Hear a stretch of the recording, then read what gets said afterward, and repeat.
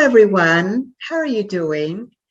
My name is Brigitta Toruño, and welcome to Uno Soul's Chat. Today, I am honored to be chatting with Colleen Breuning, an Uno Soul.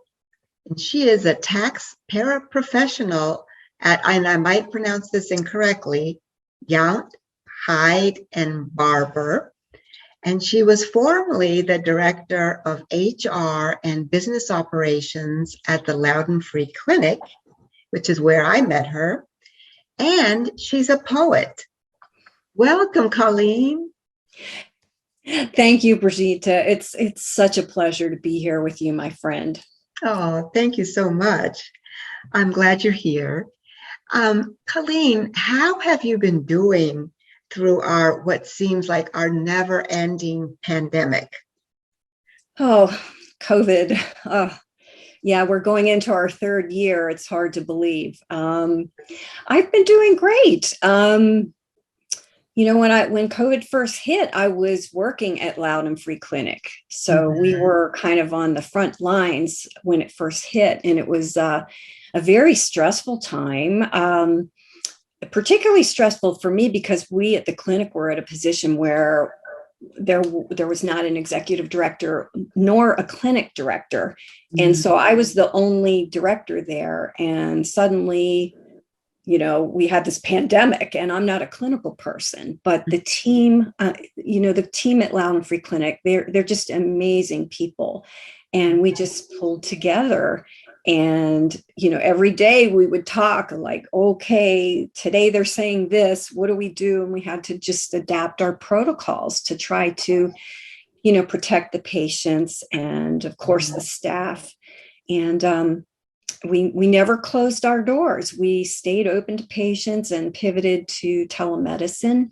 And it was just, it was a scary experience. But when you're united with people who really care, and, you come up with solutions in the face of, a major pandemic. So it was stressful, but I look back and I'm very proud of the work that we all did together as a team. I really believe in teamwork.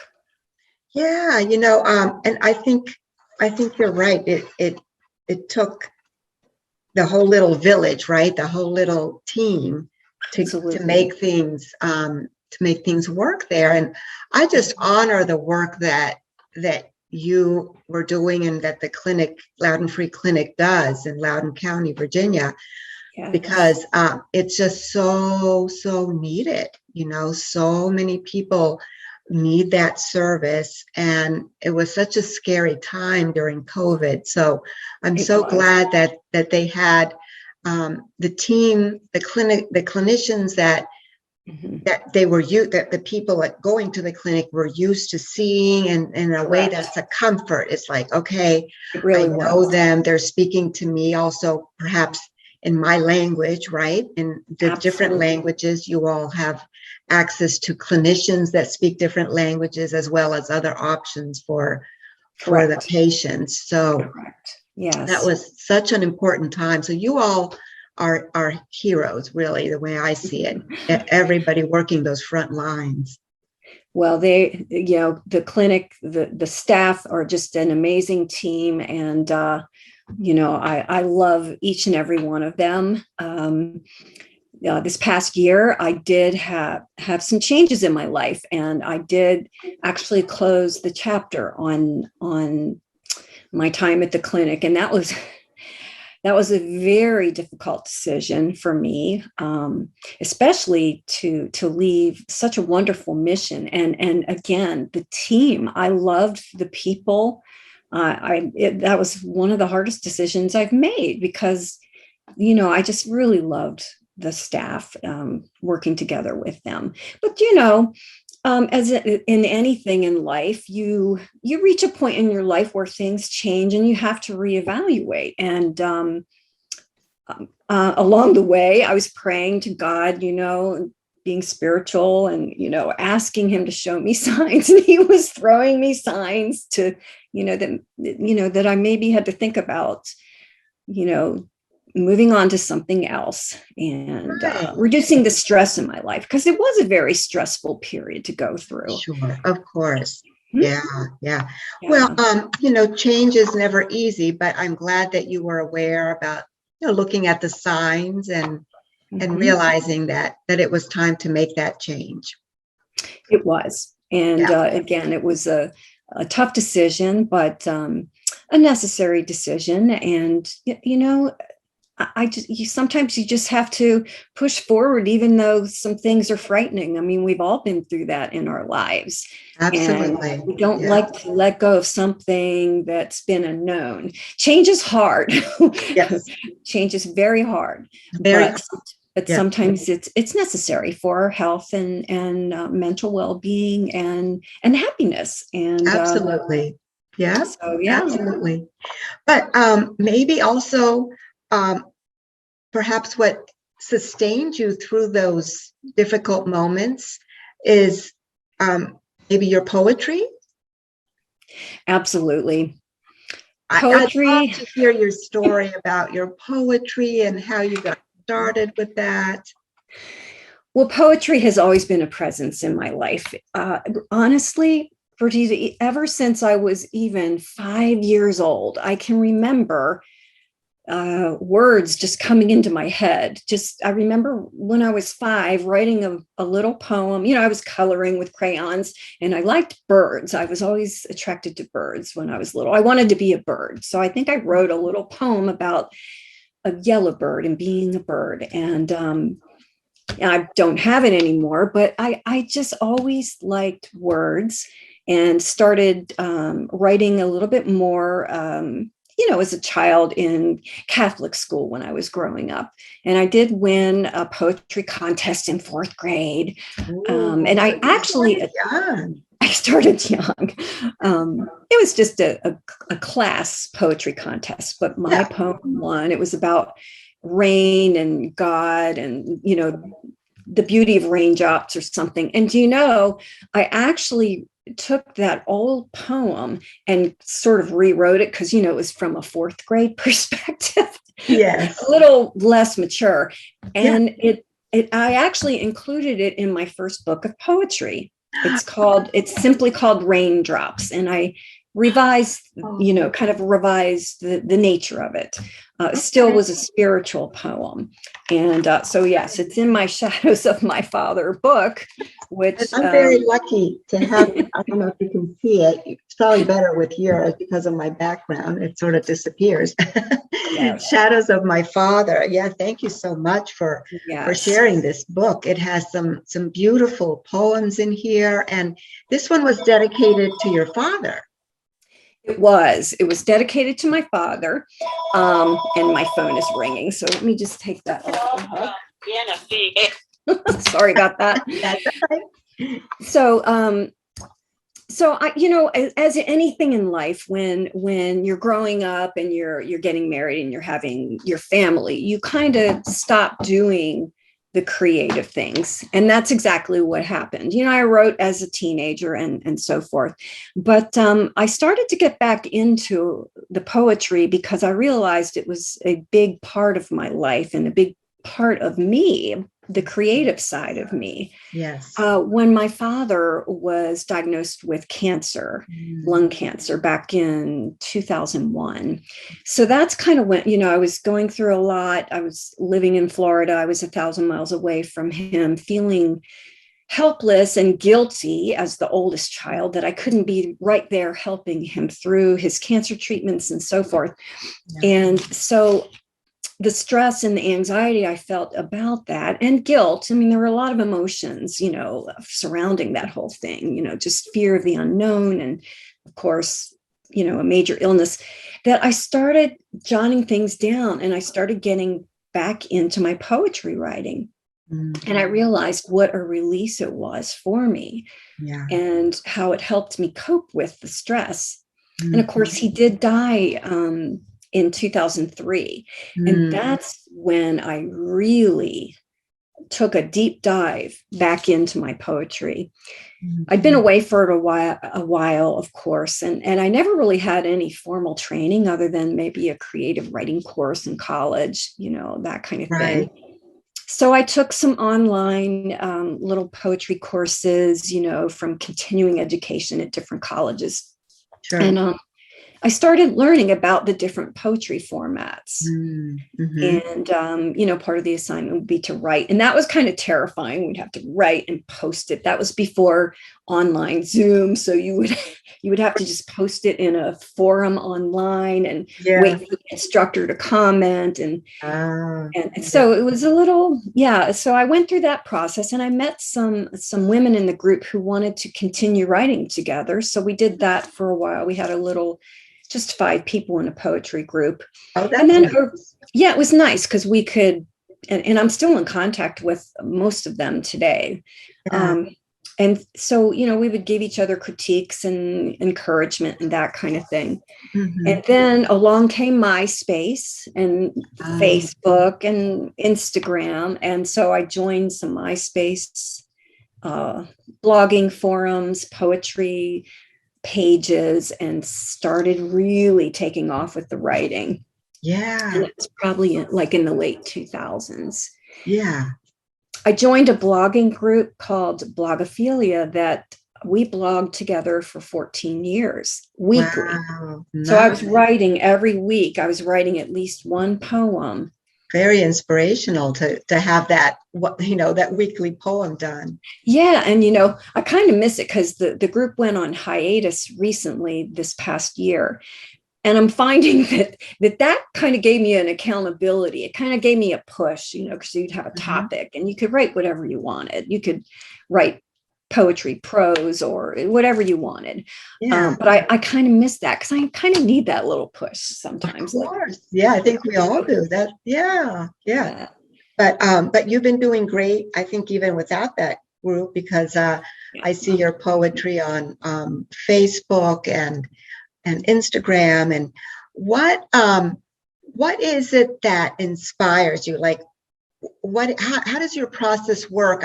Does it suddenly come in like, oh, you're sitting like right now and it comes in? Or are you walking in nature? You're also a runner, I think. Like, do you see a tree or a bird and it's like, oh, I'm going to write about that? Yeah, it comes, it's funny you asked that because it comes in so many different ways. For me, music is a huge inspiration. I always have music playing, usually like I'll put on a classical. I just like to browse classical on my Apple Music. Yeah. And it has put me in touch with so many different composers and genres, and that always inspires me. And yes, when I'm out in nature, that is another huge inspiration. Just seeing the sunset, just seeing the birds, seeing the snow. Sometimes I'll be jogging and I'll have music on and I'll see an eagle soaring across the lake, and boom, sometimes a phrase will just come in my head and I'll have to keep repeating it to myself because I'm afraid I'm going to forget. You can't stop and put it on your phone. Exactly. Because, it can come that quickly, but it can also leave very, very quickly. So the key is to trying to remember the phrase. And so sometimes a whole line from a sonnet, like a sonnet can be, it's usually a Shakespearean sonnet anyway, is a 10-syllable line. And sometimes a line will just come to me. Wow. And I'll try to remember that line, and then I'll kind of put it down on paper. Sometimes I'll put it on paper first, and then it'll go on the computer, and then I'll just play around with it. It's like a puzzle piece, to get the rhyming scheme, and I just love it. And sometimes it comes quickly. Other times it has to stew a while and percolate a little bit. Interesting. Now, do you mentioned like writing it on paper and then putting it on your computer, and I'm very curious about that. Do you tend to write more on your computer, or some people, like for instance Julia Cameron, right? In her book, she talks about writing by hand. I mean, she Mhm. really, really emphasizes that. Yeah. What do you find that you enjoy? I do both. It's kind of a hybrid. A lot of times when I'm traveling, it's always writing on paper. I always take a notebook with me, and a lot of times I'm writing a poem on the way back from a trip.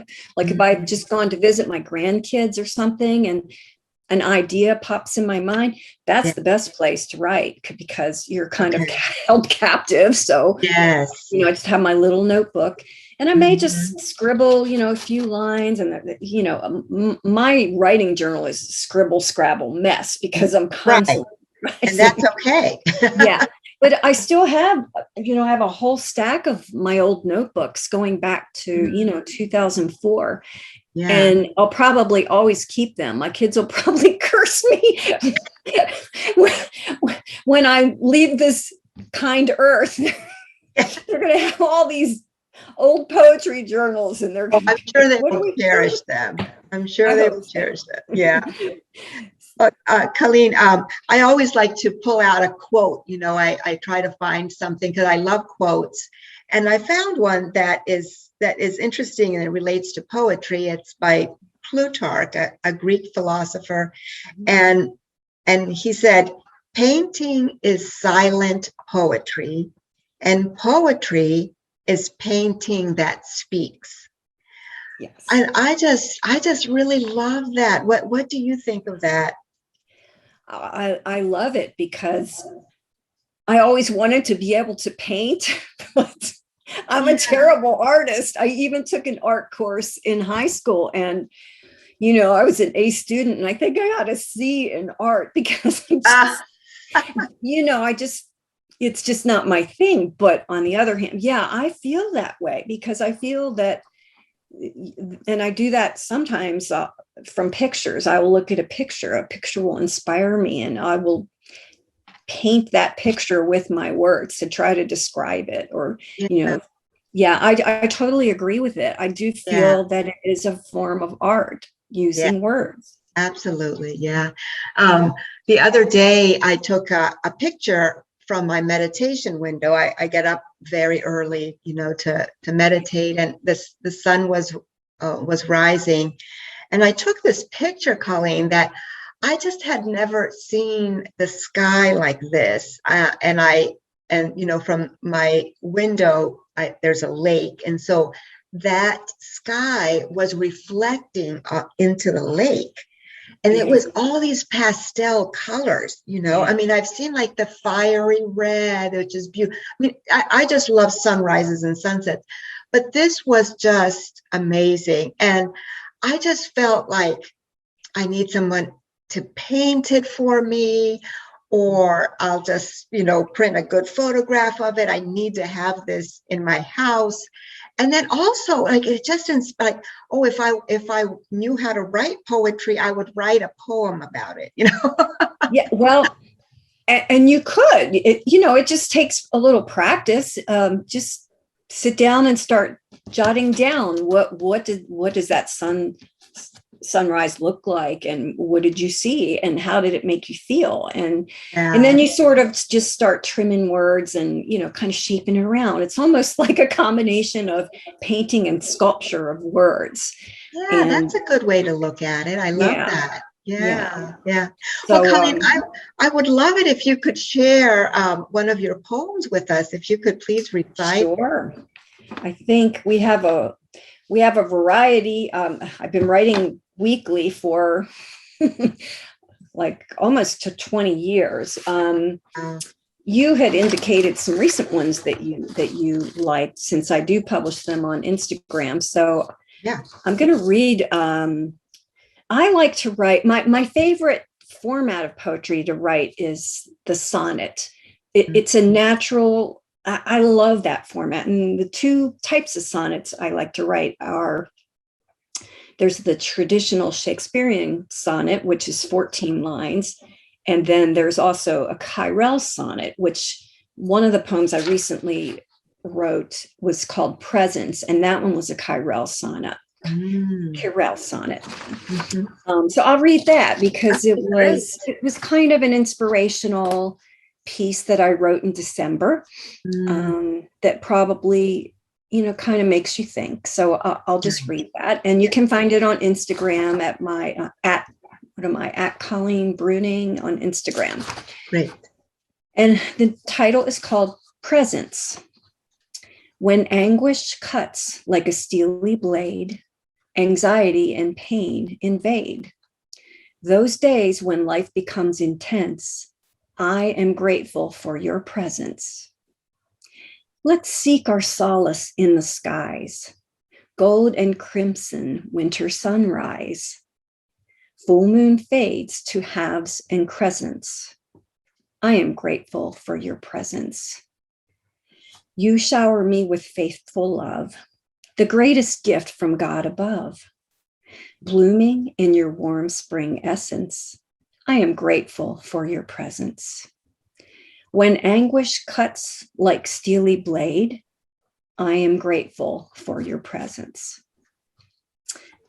So that's a Chirel sonnet, and how that works is the very first line, when anguish cuts like a steely blade, becomes the next to last line. And then there's a repeating line, I am grateful for your presence. So it's a bit like putting a puzzle together and incorporating emotions and what you see. And it was a winter sunrise that inspired me. Well, that was beautiful. Yeah, thank you so much for. You're welcome. You're welcome. And if you'd love to read another one, like maybe from your book, that would be lovely. The book I wrote, Shadows of My Father, and I published this 10 years ago. It was primarily was filled with poetry, not all of them, but mostly about my father and dealing with his death. And can we find it on Amazon? Yes, you can find it on Amazon. Great. You just type in, go to Amazon and Shadows of My Father. Just a aside for people who publish poetry books, we're not in it for the money.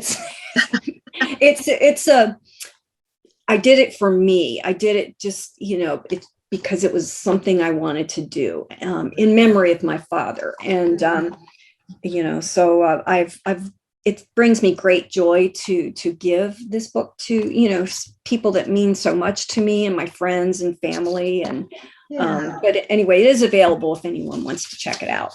Great. We'll put links on when we post. Okay. Great. And I am in the process of, I actually started on another book, and it's a book of sonnets. But my life has gotten a little bit busy now with a new job and, grandkids and all of that. But it's something that I am going to continue working on. So I'll keep you posted on that. Please do. Okay. So this one is not a sonnet or a rhyming, which I don't do a whole lot. I used to do more of, but I'd like to get back to. It's called Cold Marble. My cheek rests on cold marble. Tears leach out onto the stony pattern of smoky quartz and slate gray. Shoulders heave and lungs strain for breath against the onslaught of unrelenting sorrow, which will not cease. A primitive wail escapes my throat, and I am drowning, lost in mourning, because I can't have you in my life anymore. I cannot lift my head nor my heart. Like cold marble weighted down, I am falling into an endless chasm. Some days I sit like this for hours, my head upon the cold marble counter, my heart scored, my soul drained, until I feel your presence. A gentle prod, your hand on my shoulder, brings me comfort.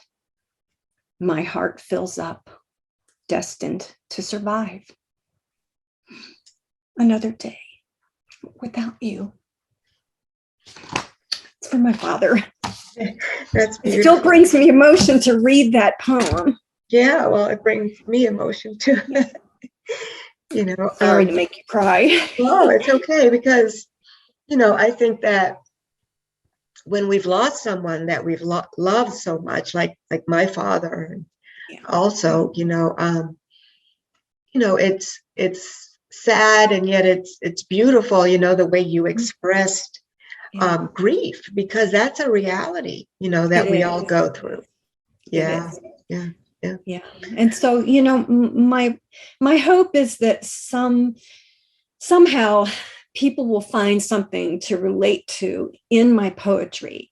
Because sometimes when I write, it's pretty obvious to the people who are around me why I was writing that. But I try to write too, so that other people can read that and bring it into themselves and get that release for themselves. That's my hope and prayer. Not to just to be able to help someone with my poetry. Exactly. Yeah. Well, I think you definitely do that. You definitely accomplish that. I feel that you're very talented with a lot of things, but definitely poetry is something that is wonderful, that you offer the world, that you offer us, these moments of reading something that we connect with in all of your poetry. And I think that I've just been so drawn to poetry, especially this last year. It's comforting, and sometimes it takes you different places, It does. Yeah, and it touches on different things. So thank you for that. I'm very grateful for you and your talent and your poetry and our friendship. And I wondered if you could leave us with some words of wisdom. Words of wisdom. I just feel that everybody should take time to listen to their inner voice, so to speak. We're all going through so much, especially the last couple of years. And I think the noise of everything drowns out what's speaking to us inside. And I was guilty of that as well. But I think that we need to take some time and disconnect and just breathe and get to know yourself and listen to your heart, because I really think that that's your spirit in your inside, in your head. And respect that, and listen and take care of yourself. Self-care right now during this pandemic and the tumultuous world that we live in, it's really taking a toll on us. And if I've learned anything over the many years and things that I've experienced, it's we have to take care of ourselves. It is so important, because what good is a job or family relationships if you're not taking care of yourself? That's right. It's almost it's a gift that we give ourselves, but it's also about what we're giving those around us. Exactly. Because if we can't take the time for ourselves and fill our cups up, we can't give to others. So that's a very important lesson that I had to learn in this last year, really. So that's my hope for everyone. And if you want to call it words of wisdom, just listen. They are, absolutely. Yeah. Thank you so much, Colleen. This continues to be a powerful time to love each other, to unite, and to live in peace. And thank you so much for joining me, Colleen. I honor the light in you. Thank you so much for listening to Uno Souls Chat. You can find us at www.unosouls.com and on Facebook, Instagram, and Twitter. I would love to hear from you if you would like to chat with me. Have a beautiful week and see you at the next episode.